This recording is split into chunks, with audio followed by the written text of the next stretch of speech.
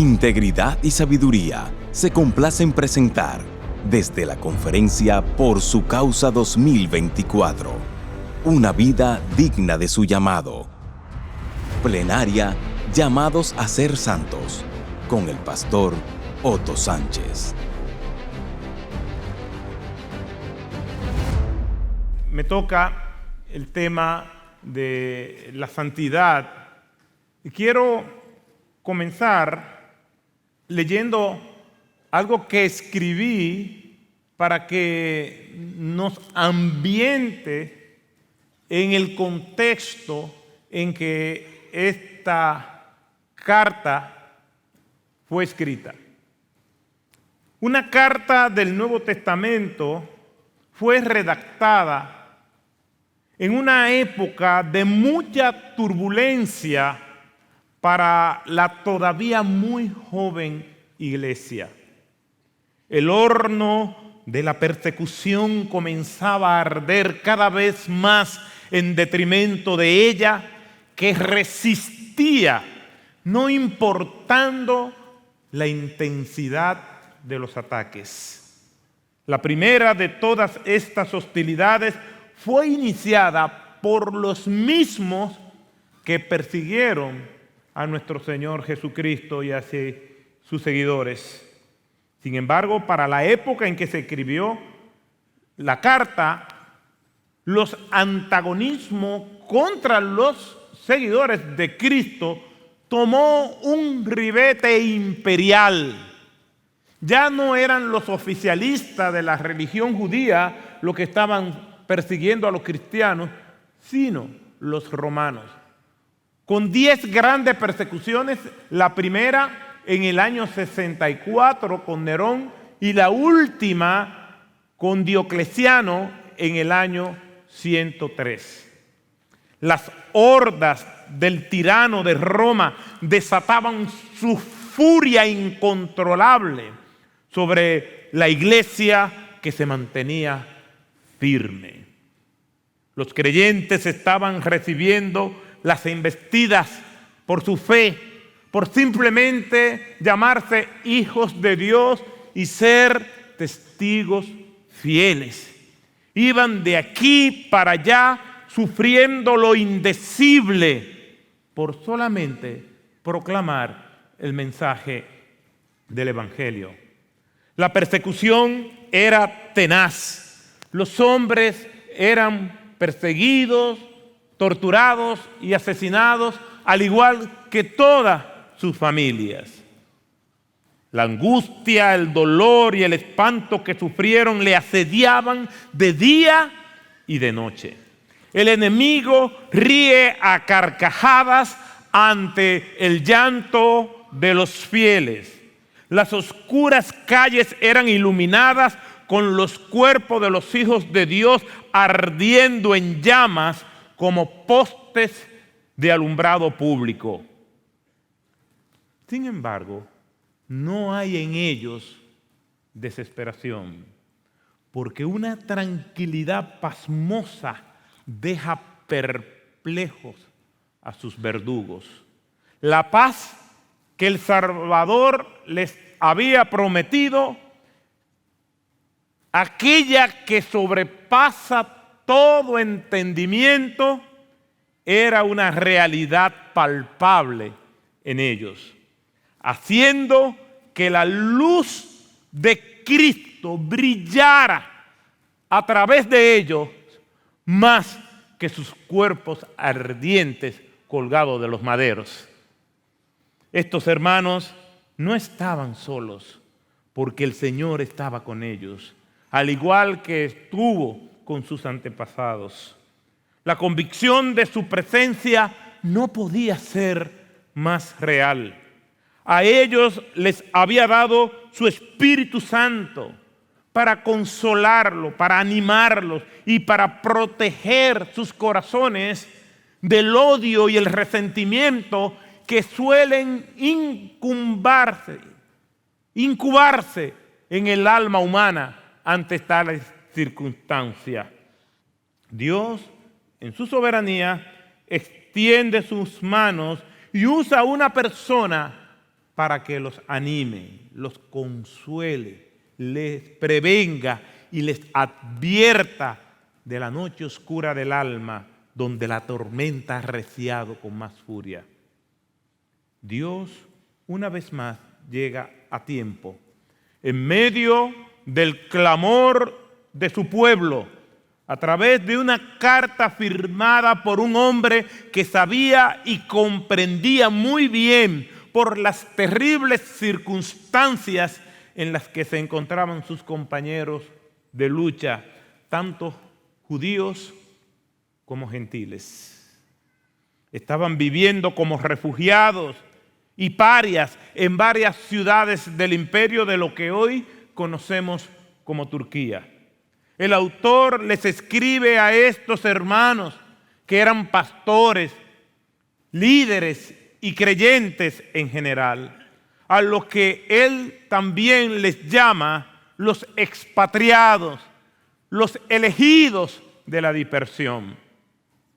Sin embargo, a pesar de andar deambulando de aquí para allá, era seguro que ellos tenían una ciudadanía en el reino de los cielos. Y aunque por el momento fueron anónimos, eran muy conocidos en los bulevares que circundaban el trono de Dios. Amados hermanos, permítame leerle una porción de esta carta que el apóstol Pedro le escribe a estos hermanos. Y dice así el texto bíblico: sino que así como aquel que os llamó es santo, así también sed vosotros santos en toda, no en algunas cosas, no en la iglesia, no cuando estamos predicando, no en el púlpito, no, en toda vuestra manera de vivir, porque escrito está: sed santo, porque yo soy santo. Primera de Pedro, capítulo 1, versículos 15 al 16. El autor de este texto yo creo que es el más conocido de todos los discípulos, por ser una persona tan especial, tan temperamental. No creo que haya un discípulo que haya recibido más regaño de nuestro Señor Jesucristo que el apóstol Pedro. Y es que todos de alguna manera u otra estamos conscientes de esto, pero la mayoría de todos nosotros, comenzando por mí, se parece mucho a Pedro. Pedro era impulsivo, tenía la tendencia como de actuar primero antes de pensar, invirtiendo el orden de las cosas. Pero también debemos decir que Pedro recibió una encomienda especial de parte de nuestro Señor, y es de apacentar y de cuidar y de guiar su iglesia. En este pasaje que nosotros acabamos de leer, es todo un tratado didáctico sobre la esperanza, sobre la santidad, sobre cómo debemos nosotros como hijos de Dios conducirnos. Contiene doctrina de Cristo, destaca la resurrección y la ascendencia del Señor al cielo, y también habla del ministerio del Espíritu Santo. Si nosotros leemos el capítulo 1 completo, nos vamos a dar cuenta de un bosquejo natural. Hay textos de las Escrituras donde uno tiene que esforzarse y pedirle al Señor que le ayude, que lo ilumine, consultar los eruditos para uno tratar de describir o encontrar el orden y los puntos sobresalientes, las ideas exegéticas, la verdad central. Pero en este pasaje hay un orden natural. Y si nosotros vemos el capítulo 1, nos vamos a dar cuenta de este bosquejo. Desde el versículo 1 hasta el 12 pudiéramos llamarle esperanza para resistir. Los versículos del 13 al 21, santidad para vivir. Y los versículos del 22 al 25, amor para convivir. Sin embargo, nosotros nos concentraremos en el segundo punto, santidad para vivir, un llamado para ser santos. Y quiero introducir el tema de la santidad porque, como dijo Miguel, él todavía estaba en la introducción.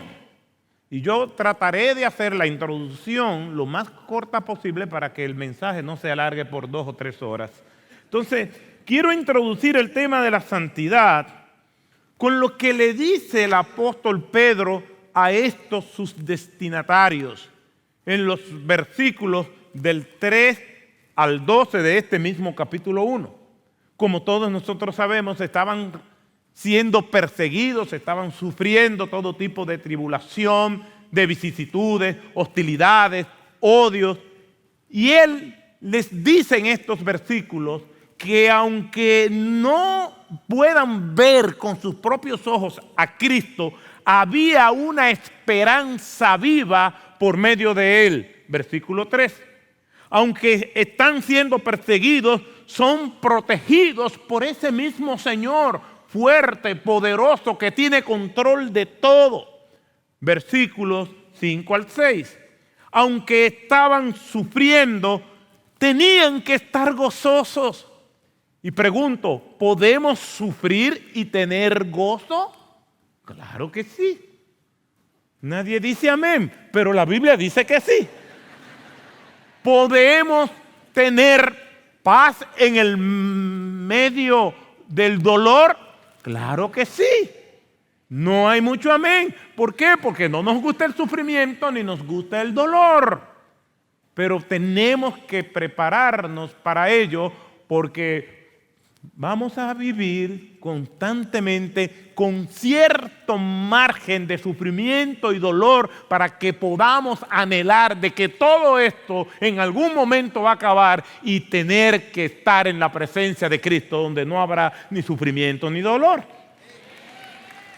Siempre el Señor nos va a dejar, aún en el mayor de los bienestares que podamos tener en este mundo, siempre habrá un clavo en el zapato que nos moleste para anhelar estar en la presencia de Cristo. Por lo tanto, aunque ellos estaban sufriendo, la exhortación es que tienen que estar gozosos, versículo 7, y aunque estaban en pruebas, esas pruebas, según los versículos 8 al 12, era para que su fe fuera purificada, porque las pruebas en la vida del cristiano es para purificarnos. Y como no nos van a destruir, nosotros vamos a terminar siendo más fuertes.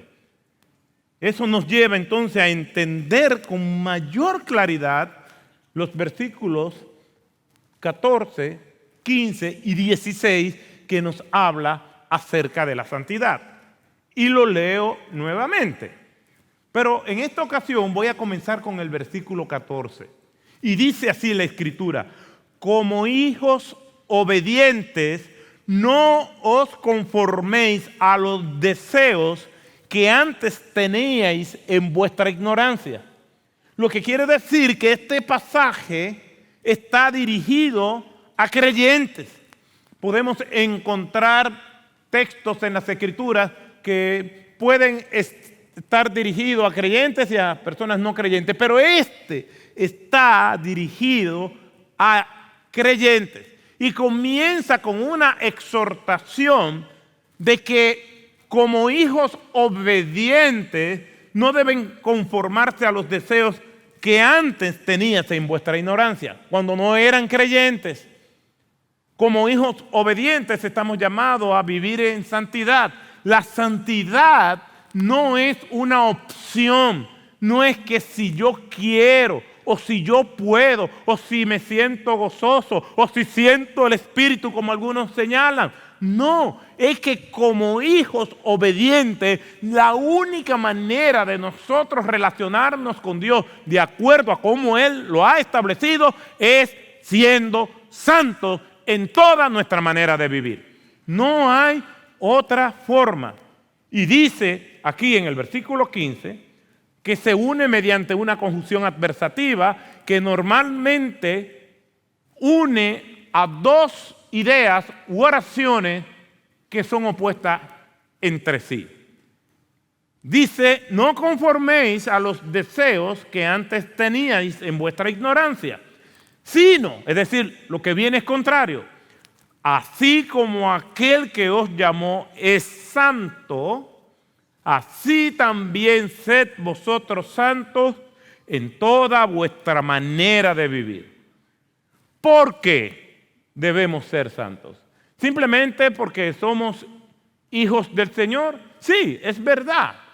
Pero debemos ser santos más que nada porque el Señor lo ordena. Sed santo. Eso es un imperativo. Sed santo porque yo que los salvé, yo que los engendré, yo que los he cuidado, yo que estoy con ustedes todos los días hasta el fin del mundo, yo que los protejo, yo que le proveo, yo que le he hecho nueva criatura. Por todas estas cosas, porque yo envié a mi único hijo a morir por ustedes, por todo esto, ustedes también tienen que ser santos porque yo se lo ordeno. El contexto es que esa santidad tenía que preservarse en medio de las aflicciones. Los cristianos de las regiones de Ponto, de Galacia, de Capadocia, de Asia y Bitinia estaban sufriendo aflicciones. Toda esa región es lo que conocemos hoy como Turquía. Este tipo de situaciones, de pruebas, pueden generar dudas o desaliento en los creyentes. Es como que estamos pasando por situaciones de sufrimiento extremos y parece como que ante nuestro clamor Dios no nos escucha. Es como el profeta Habacuc en el primer capítulo que hace preguntas puntuales. ¿Hasta cuándo, Dios? ¿Hasta cuándo? En medio del dolor y el sufrimiento, viendo las injusticias, dice ¿hasta cuándo? ¿Por qué son las quejas reverentes del profeta? Estos hermanos están sufriendo, están viviendo noches largas, desvelos, escasez, todo tipo de tribulación. Y este tipo de situación pueden llevarnos a nosotros a blasfemar el nombre de Cristo. Pueden llevarnos a nosotros a cuestionar dónde está Dios en medio del dolor, en medio del sufrimiento, en medio de la angustia. No sé qué pruebas puedan estar pasando algunos de ustedes, pero sí te digo que Dios, como dicen algunos teólogos, Dios está en el mismo lugar donde Él veía a su Hijo colgado en una cruz. Dios no se ha olvidado de nosotros, pero es normal que a veces nos preguntemos eso. ¿Dónde estás tú, Dios? Son las preguntas de Job sin respuesta. Es probable que ante el medio del dolor y de la aflicción tengamos más preguntas, pero no hay situación más terrible que ante todas estas circunstancias enfrentarse a los silencios de Dios. Cuando le preguntamos y no escuchamos nada. Es posible que podamos desesperarnos y blasfemar el nombre de Cristo. Esta historia que les voy a contar, la conté en la iglesia hace algunas semanas con el permiso de las personas involucradas. Yo me acerqué a ellos y les dije, mire, yo creo que la situación que ustedes vivieron me ayudará a mí a comunicar cómo nosotros reaccionamos en el medio del dolor. Cómo podemos ser guiados por el Espíritu de Dios en una sobriedad y en una tranquilidad y paz en medio del dolor. Le pedí permiso a ellos y ellos me dicen, pastor, ¿puede decirlo? Quiere decir que, aunque es algo muy personal, creo que puede edificar nuestras almas. Y resulta que una pareja de nuestra iglesia tenía 2 hijos. la menor acababa de cumplir sus 15 años y como aproximadamente una semana después murió de manera abrupta. Recibo la llamada, inmediatamente voy para la casa. Y cuando llego a la casa, allí todavía está la niña, su cuerpo sin vida, la madre llorando desconsolada. Llega el padre, comenzaron a llegar hermanos de la iglesia y comenzamos a orar por ellos. Pero ¿qué palabras humanas pueden salir de mis labios y traerle consuelo? Lo único que hacía era orar y pedirle al experto en consolar que se encargara de aquel caso, y lo hizo. Al experto, al consolador, al Espíritu Santo del Señor, que hiciera lo que nosotros en nuestras limitaciones no podíamos hacer. Vinieron pues las autoridades de la casa funeraria, se llevaron el cadáver, los hermanos se fueron y me quedé yo con ellos. Me quedé por varias horas hasta que ellos me dijeron: pastor, nosotros estamos preocupados por usted.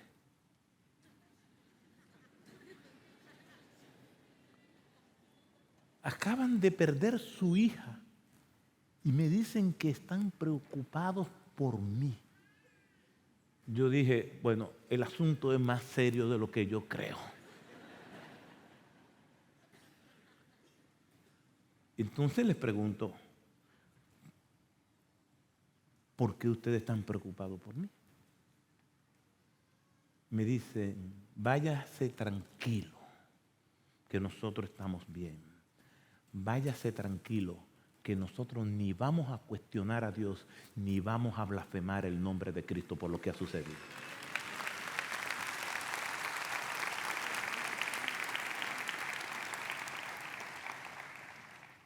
El Señor nos prepara en santidad para cuando vengan situaciones como esa y poder quedarnos tranquilos y serenos sabiendo que Dios tiene control de todo. Pero contrario a esto, la abundancia, la prosperidad económica y el bienestar pueden llevar al creyente a desenfocarse y olvidarse de Dios, de olvidarse de ser como Cristo. Y la única manera de ser como Cristo en medio de la adversidad o en medio de la prosperidad o el bienestar material es a través de la santidad. Estos hermanos de Asia estaban pasando por pruebas. Pedro lo sabía. En 4 de los 5 capítulos de su epístola, Pedro hace alusión a la persecución que ellos estaban sufriendo. Él da a entender que los creyentes estaban pasando por momentos difíciles porque como minoría experimentaban el rechazo de parte de la gente, el rechazo y la persecución por parte del imperio. Todo el mundo rechazaba a los creyentes. Los creyentes sufrían abuso por parte de los paganos, eran perseguidos por causa de su fe. Todo esto y mucho más. Pedro tiene que escribirle a ellos para decirles, no flaqueen. Lo único que ustedes tienen que hacer es mantenerse en santidad delante del Señor para que puedan permanecer ante las embestidas furiosas del enemigo. Recibimos esa burla, ese rechazo por causa de nuestra fe. Una joven de nuestra iglesia en la escuela de medicina llegan al tema de la libertad sexual que todos los seres humanos tienen. El profesor apela a Wilhelm Reich, que experimentó con niños y los estimuló sexualmente desde que estaban en su primera infancia. Y ella habló acerca de la castidad y de la pureza. Y el mismo profesor motivó a que todos en el curso se burlaran de ella. Ese tipo de burla, de persecución por parte del paganismo por causa de nuestra fe es parte de lo que estos hermanos estaban sufriendo. Miren lo que dice el mismo apóstol Pedro en la misma primera epístola, pero en los versículos 3 y 4 del capítulo 4, y lo voy a leer en la Nueva Traducción Viviente porque me parece que está muy clara la idea de lo que Pedro quiere comunicar. En el pasado han tenido más que suficiente de las cosas perversas que le gusta hacer a los que no tienen a Dios. Inmoralidad y pasiones sexuales, parrandas, borracheras, fiestas desenfrenadas y abominable adoración a ídolos. No es de extrañarse que sus amigos de la vieja vida se sorprendan de que ustedes ya no participan en las cosas destructivas y descontroladas que ellos hacen. Por eso los calumnian. En cualquier ambiente donde nosotros estamos como creyentes, donde insistimos en vivir una vida santa y los demás están haciendo todo lo contrario a lo que el Señor ha ordenado, aunque nosotros no hablemos ninguna palabra, ya porque no participamos de sus obras, se sienten mal. Y Pedro le está diciendo que eso había de venir. Por eso es la exhortación. Y volvemos a nuestro texto en cuestión. Como hijos obedientes, no se conformen a los deseos que antes tenían. La palabra conformarse significa no te adaptes al sistema. Este mundo tiene un sistema controlado por el príncipe de este siglo, Satanás. Tienen sus normativas, tienen sus leyes y ejercen presión contra nosotros los cristianos. Y donde hay oscuridad y el cristiano es luz, simplemente la oscuridad se disipa, pero los que están en tinieblas, esa luz que irradian los cristianos les molesta. La santidad molesta. La santidad es como un dedo acusador sin hablar, diciéndole a los demás, ustedes están mal. Pero no porque nosotros estamos simplemente diciéndoles están mal y creyéndonos que somos mejores que ellos. No, es que el testimonio de la luz resalta en las tinieblas. No hay que tener mucha luz. Simplemente en este mundo de densa oscuridad, el mínimo de luz trae claridad. Nos identifica como creyentes. Normalmente el enemigo ataca con seducción o intimidación. A esos hermanos a los que le escribe Pedro, lo está atacando con intimidación. Así como aquel que os llamó es santo, así también sed vosotros santos en toda vuestra manera de vivir, porque escrito está, sed santos, porque yo soy santo. Desde el Antiguo Testamento el llamado a la santidad fue constante. Si hay algo que resalta en la persona de Dios, más que cualquier otra cosa, es su santidad. Israel era llamado a ser santo como Dios es santo, por lo mismo a vivir también de esa manera santa. Dice Levítico capítulo 19, versículo 2, habla a toda la congregación de los hijos de Israel y dile, seréis santos porque yo, el Señor, soy santo y soy vuestro Dios. Sin embargo, para poder ser santo en el sentido bíblico del término, nosotros tenemos que tener una comprensión de lo que es ser santo.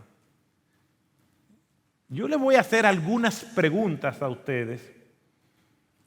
No crea que se van a quedar ahí tranquilitos escuchando el sermón. Ustedes también van a participar. Y estas preguntas que yo le voy a hacer es para medir su conocimiento bíblico acerca de lo que es la santidad. Y solamente hay dos opciones. Me van a decir sí o me van a decir no. Y yo le voy a hacer la siguiente pregunta. Yo voy a hacer un enunciado y ustedes me van a responder si eso es sí o es no. No me digan falso o verdadero. Oigan bien, o sí o no. Ni se pongan a discutir, no, es sí, usted. No. Yo estoy ahora en una sección de clases, de seminario. Primera declaración, porque quiero saber si ustedes están conscientes de lo que es la santidad o lo que no es la santidad en el sentido bíblico. ¿Estamos listos? Primera declaración. ¿Sí o no? Esa es la respuesta. Alguien te dice, bueno, ni sí ni no, sino todo lo contrario. ¿La santidad es la ausencia de tentaciones? Dijeron no, pero con duda, pero la respuesta correcta es no. Hable con convicción en Cristo. ¿La santidad es la perfección absoluta? La santidad es estar completamente libre de tentaciones. La santidad es la ausencia de sufrimiento porque ya estamos bien en todo con el Señor. La santidad es la rigidez religiosa de ciertos fariseos de los tiempos bíblicos y modernos. La santidad es la simple pose externa de los fariseos del pasado y de la pose piadosa de hoy en día.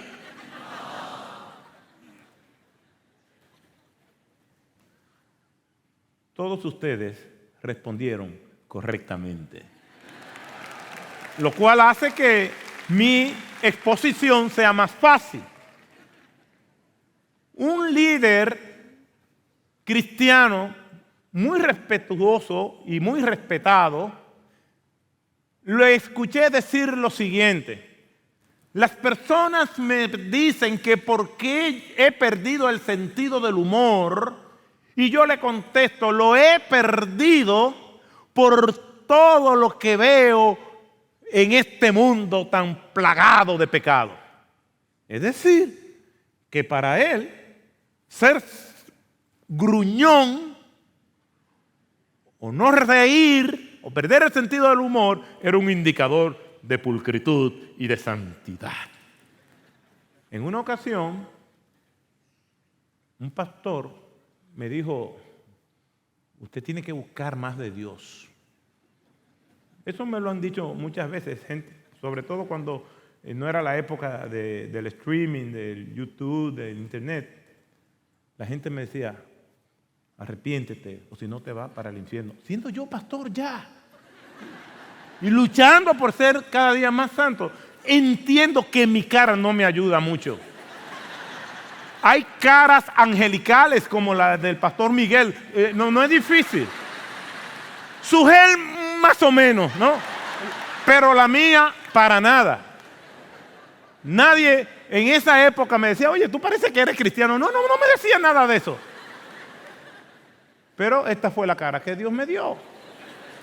Cuando yo nací, un ángel le dijo a mi mamá, mira, esa es la última cara que queda. Dice, ya pónsela.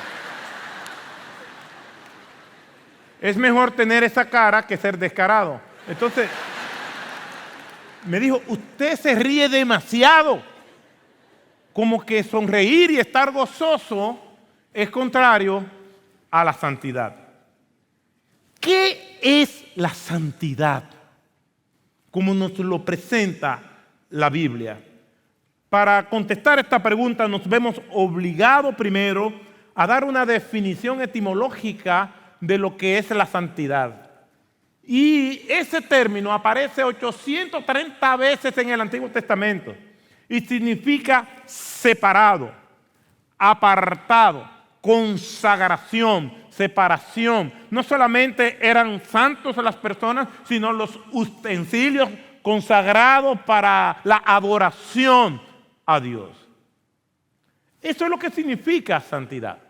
Sin embargo, aplicada a Dios, tiene dos significados importantes y trascendentes que nosotros debemos explicar también, a pesar de que ustedes contestaron preguntas muy fáciles y creen que saben mucho. Entonces, aplicada a Dios significa que Dios está separado de toda su creación y es superior y trascendente sobre todo lo que Él ha hecho. En resumen, es su supremacía, su majestad y su reverencial gloria. Mire cómo dice Éxodo 3, versículos 4 y 5.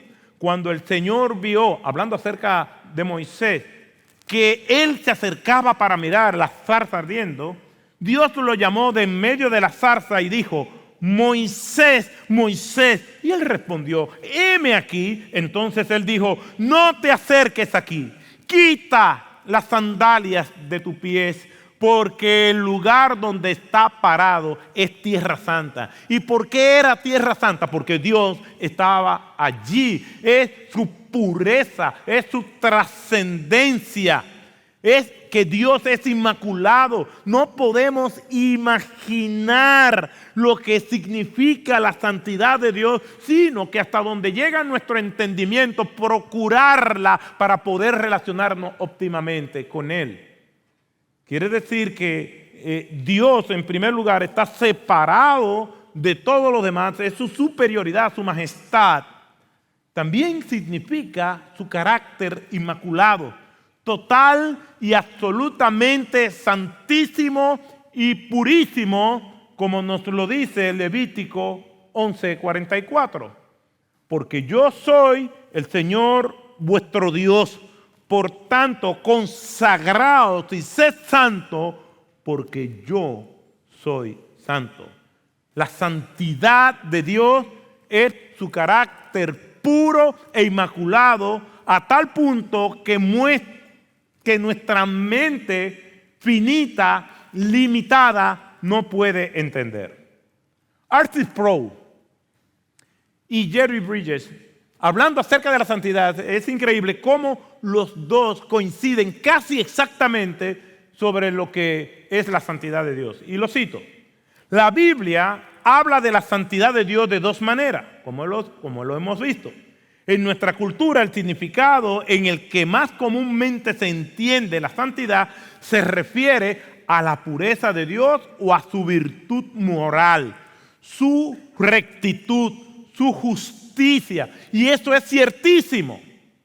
Sproul añade: la Biblia usa a veces la palabra santo para describir ese carácter recto, moral y puro de Dios.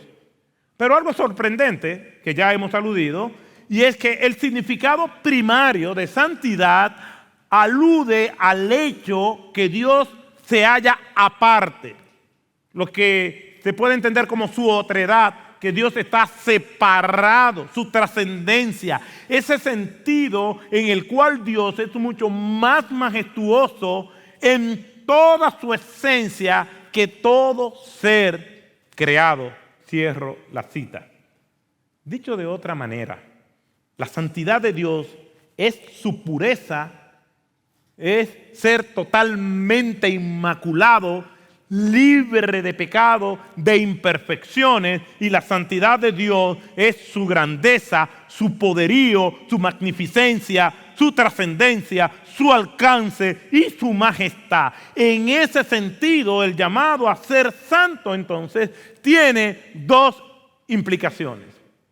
Por eso, Pedro nos llama a ser santos.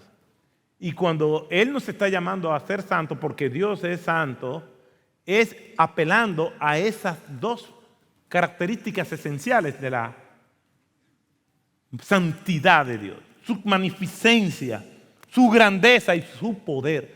No estamos relacionándonos con los ídolos de la mitología griega o sus equivalentes con los romanos. No estamos relacionándonos con cualquier ser. Estamos relacionándonos con el Dios grande, fuerte y temible, creador de todo lo que nosotros conocemos como realidad.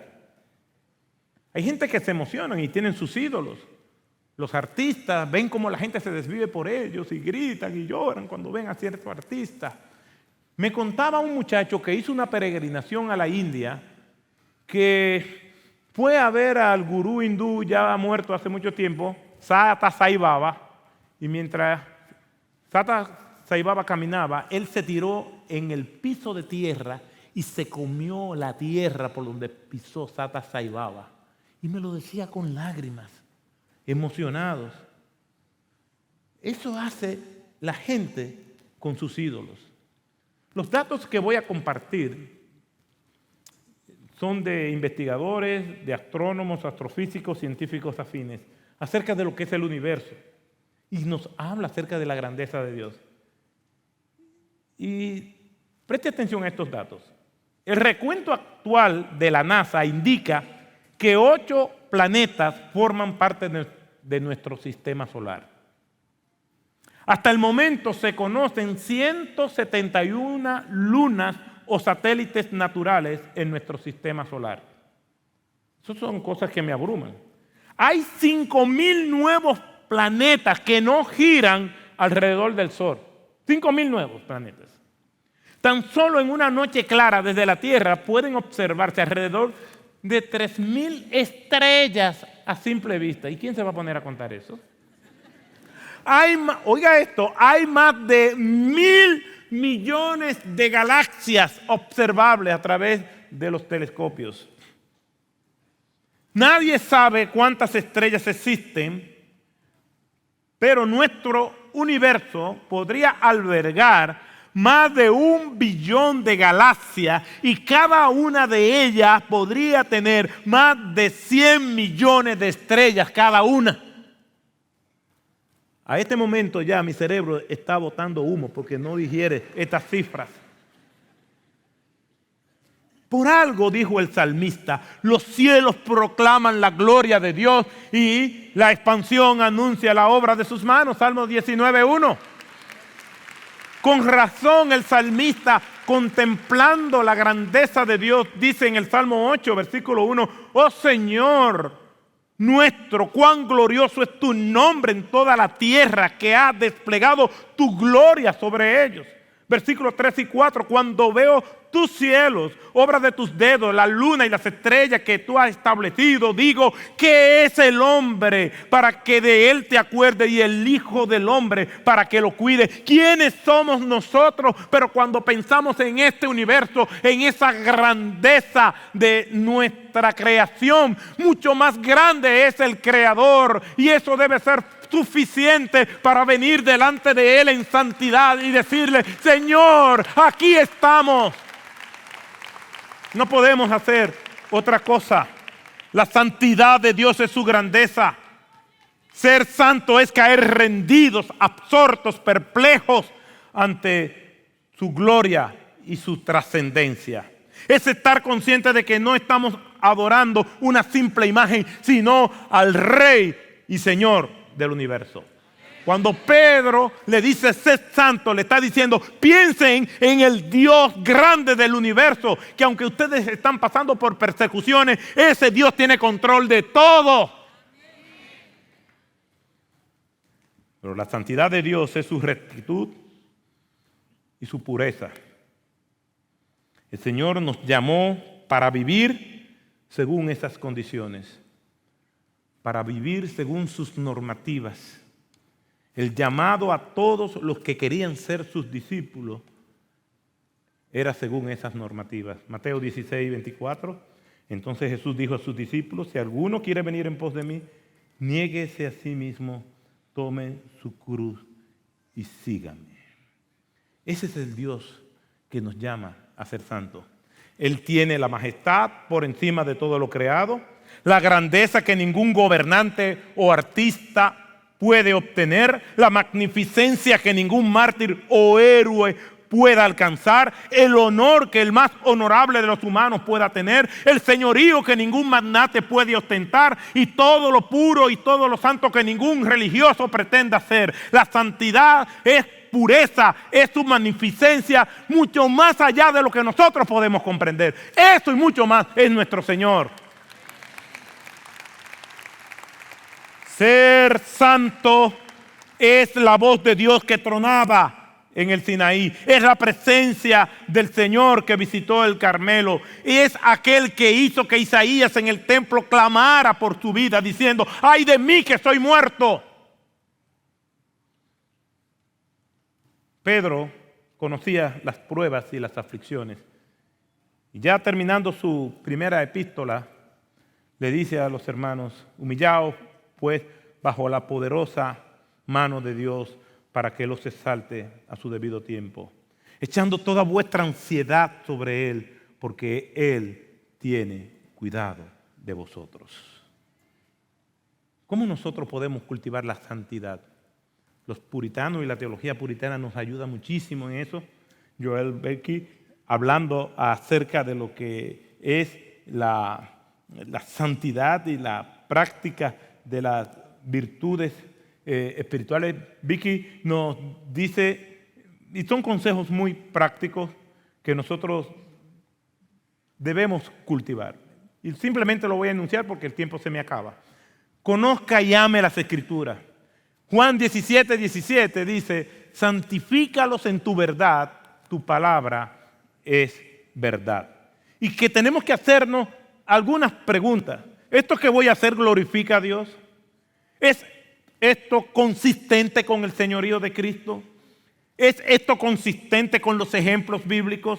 ¿Es legítimo y beneficioso para mí espiritual, mental y físicamente? ¿Ayuda esto a los demás positivamente y no daña a los demás innecesariamente? ¿Me lleva esto bajo algún poder esclavizante? Número 2, use diligentemente los sacramentos del bautismo y la cena del Señor como medio de gracia para aumentar su fe en Cristo.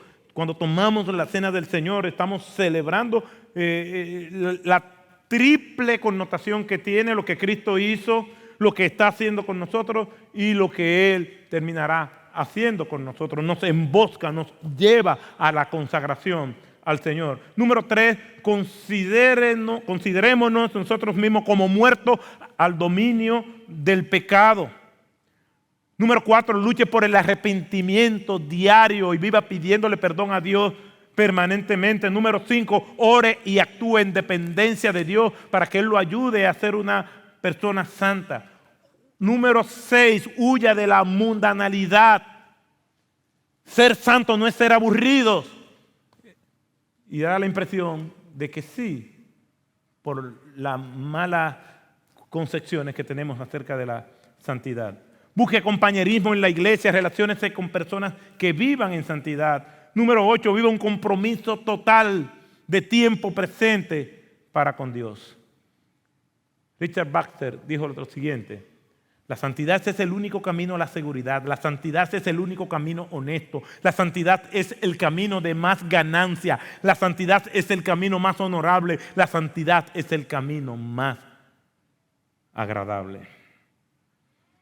Termino con esta porción, con este escrito, acerca de esta lucha que tenemos. Y es mi propio testimonio y el propio testimonio quizás de todos ustedes. ¿No es una de las mayores tensiones de nuestra lucha el hecho de que al mirar hacia adelante pareciera extenderse indefinidamente el mismo camino insoportable en nuestra búsqueda de santidad? Pensar en la presión, la intimidación o en la seducción verdaderamente cansa. Por un lado, pensar que no tiene ningún sentido nos conduce a la rebeldía. Y por otro lado, que no tiene fin, nos conduce a la desesperación. Por estas razones, cuando caigo en la desesperación, en el desánimo, en la rebeldía o en todas ellas, encuentro consuelo al recordarme a mí mismo la promesa de Dios de que Él está conmigo, de que Él es santo. Y sobre todo esto, algún día todo esto acabará. Y al mirar hacia atrás, me doy cuenta todo lo que he recorrido. Y al mirar hacia adelante, me doy cuenta cuánto me falta. Lo único que me toca decir es, Dios mío, ayúdame. Yo quiero vivir en santidad. El Señor me está ayudando y espero que a ustedes también. Vamos a orar.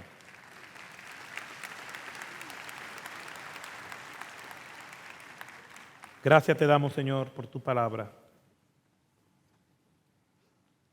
Gracias porque tú nos hablas por medio de ella. Y a pesar de mis limitaciones, mi oración y la de oración de todos los intercesores es que tú pudieras hablar a tu pueblo y que tu palabra no regresara vacía. Ayúdanos a ver la santidad como tú la ves. A pesar de nuestras luchas y limitaciones, seguimos avanzando hasta que nos encontremos contigo cara a cara. En el nombre de Jesús, ayúdanos. Amén. Bendiciones.